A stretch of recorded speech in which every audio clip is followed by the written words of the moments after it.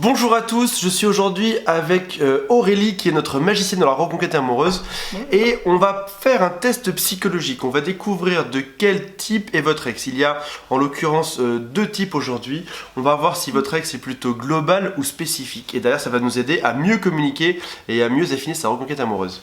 Oui, alors pourquoi c'est important de savoir si votre ex est global ou spécifique? D'abord, on rappelle ce que c'est rapidement. Les personnes globales, c'est des personnes qui vont se sentir bien dans une conversation quand les histoires sont résumées au maximum. En fait, c'est des personnes qui comprennent bien les informations quand ils ont une vue d'ensemble de la situation ou des informations qu'on essaye de leur transmettre.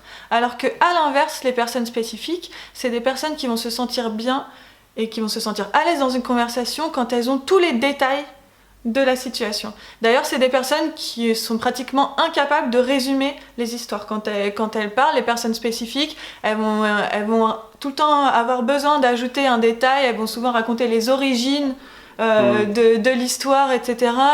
Elles vont faire énormément de digressions parce qu'elles vont avoir besoin de rajouter d'autres histoires parallèles pour bien faire comprendre l'histoire principale, etc. Alors que les personnes globales vont vraiment aller droit au but, aller dans les grandes lignes, aller à l'essentiel. Alors comment reconnaître si votre ex est l'un ou l'autre? Il y a un test assez simple à faire. Demandez-lui tout simplement qu'est-ce qu'il a fait aujourd'hui ou qu'est-ce qu'elle a fait aujourd'hui dans sa journée. Si votre ex vous répond quelque chose qui va droit au but, par exemple, j'étais au travail et après je suis allée faire les courses, votre ex est très certainement quelqu'un de global. Si vous posez la même question à votre ex et que votre ex vous commence à vous raconter toute une histoire, j'étais au travail et d'ailleurs j'étais pas mal stressée parce qu'il s'est passé ci ou ça, et d'ailleurs j'ai un tel qui m'a appelé, ça m'a rajouté ça à faire, j'ai mon patron qui m'a demandé de faire ça à la dernière minute, ça m'a retardé pour partir, etc. Voilà, là vous voyez que la personne est incapable de résumer. Pourquoi ? Parce que les personnes spécifiques ont besoin de vous donner tous les détails pour avoir l'impression, pour vous donner une histoire la plus réelle possible. Pourquoi justement c'est important de savoir si votre ex est global ou spécifique? Parce que si votre ex est global et que vous êtes quelqu'un de spécifique, quand vous racontez vos histoires à votre ex, quand vous lui parlez, vous commencez à raconter plein de détails et votre ex va se perdre totalement. En fait, son cerveau n'arrive pas à bien traiter l'information quand il y a une multiplication des détails. C'était exactement mon cas avec... Je réalise à l'instant, je découvre ça à 39 ans, mais je réalise que c'était mon cas avec mon ex. Elle se parlait dans les détails, je discutais... Bon alors donc... Et je faisais toujours, mais donc pour résumer, en fait, il t'arrivait ça et ça, quoi. Exactement. Et ça crée, j'imagine, un espèce d'état de stress. C'est très agaçant, exactement. C'est stressant parce que les personnes globales, justement, elles vont pas savoir où la personne elle veut en venir, elles vont pas vraiment savoir de quoi on est en train de parler, de quoi elle veut ou il veut me parler. On décroche après. On décroche, on est stressé, on se sent mal à l'aise avec la personne et on a encore moins envie de lui parler la prochaine fois.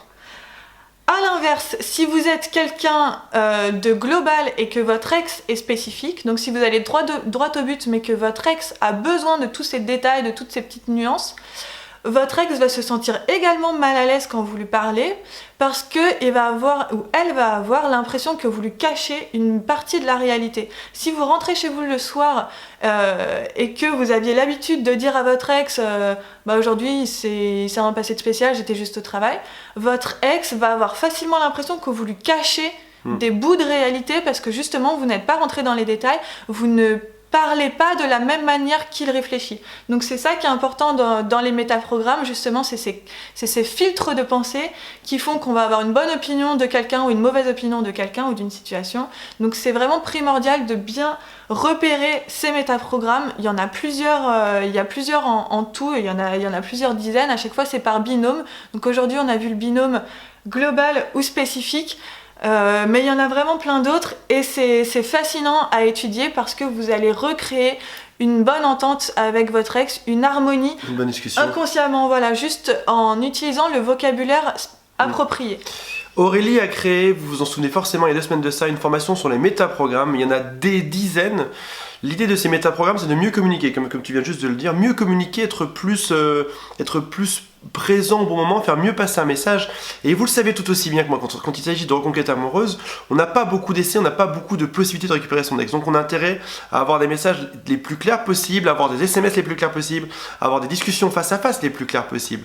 Grâce à ces métaprogrammes, vous allez pouvoir être ultra efficace et dégager ce sentiment chez votre ex de ça y est, il me comprend enfin, ou elle me comprend enfin, on est enfin sur la même longueur d'onde. C'est ça qu'on recherche. Et c'est très simple parce que ça passe énormément par le vocabulaire. Donc avec cette formation, je vais vous dire exactement quel vocabulaire utiliser pour raisonner au niveau de l'inconscient de votre ex. Là par exemple, je pourrais vous dire que si votre ex est global, il va plutôt falloir utiliser des termes comme pour résumer ou en 2 mots, ou globalement, ou dans les grandes lignes, ou pour aller droit au but, etc. Tous ces mots qui vont connoter le résumé. Alors que si votre ex est spécifique, là je vous conseillerais plus d'utiliser des mots qui vont faire référence aux détails. Donc par exemple, pour plus de précision, ou pour ajouter un détail, premièrement il s'est passé ça, deuxièmement il s'est passé ça, ensuite il y a eu ça, etc., etc. Et voilà, dans cette formation, je vous donne exactement le vocabulaire qu'il faut utiliser et qui va faire un déclic au niveau de l'inconscient et qui, automatiquement, votre ex va se sentir mieux avec vous, sur la même longueur d'onde parce que vous allez avoir l'impression de réfléchir de la même manière.